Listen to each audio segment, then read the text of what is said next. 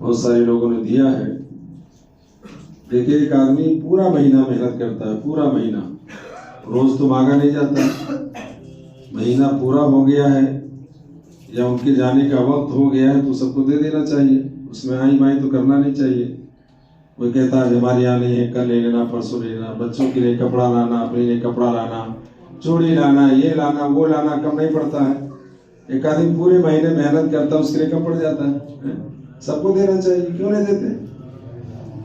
हम सब मिलकर के करेंगे तभी दीन का काम होगा। ऐसे सब बाइकाट हो जाए तो खत्म काम। सबको मिलकर करना चाहिए, ज्यादा से ज्यादा बढ़ के हिस्सा लेना चाहिए दीनी काम में, सबको देना चाहिए, सब में बढ़ चढ़ करके हिस्सा लेना चाहिए।